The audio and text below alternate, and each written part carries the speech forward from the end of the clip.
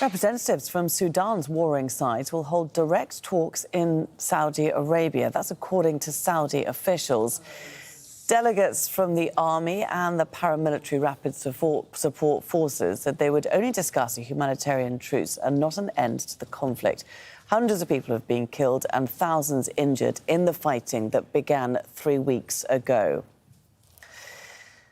Let's go over now to Rasul Serda in Jeddah. First of all, tell us who's at these talks and what exactly is the format that they're taking?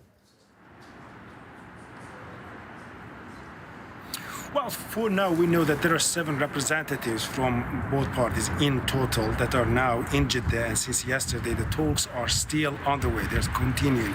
And American and the Saudi officials are putting tremendous pressure on the delegations to force them to agree on 3 points. The first one is to open up a humanitarian corridor for the capital, Khartoum, and its city of al-Burhan. Second one is to provide the protection to the civilian facilities and including the hospitals. So the third one is a long-term aim to secure a truce and also to build a mechanism that's going to oversee the ceasefire and also reports those who violate the ceasefire. So these are what they want to achieve here today.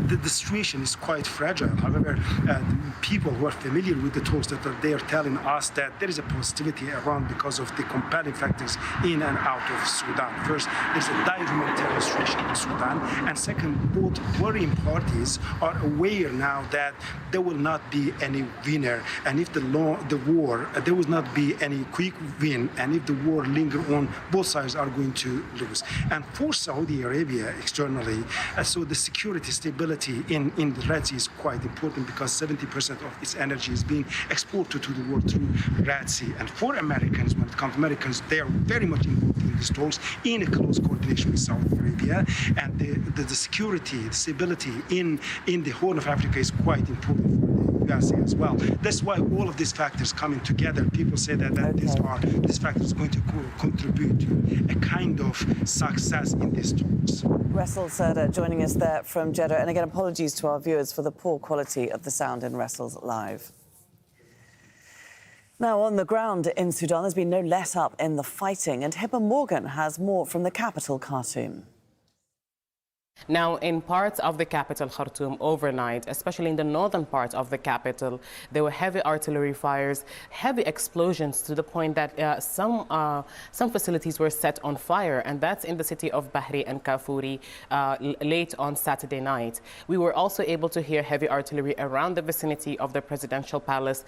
That's one place that is under the control of the rapid support forces for the time being, but which the Sudanese army have been trying to regain control of from the very first day of the fighting. So despite the fact that, again, this is supposed to be a period of a ceasefire, and a ceasefire that the two sides agreed to from different mediations, the army agreed to mediation effort or a ceasefire proposal by the South Sudanese government, and the rapid support forces agreed to a ceasefire proposed by the Saudi Arabians and the United States. So two different sides trying to push for a ceasefire, both sides agreeing to different ceasefires, but on the ground it's not actually manifesting itself.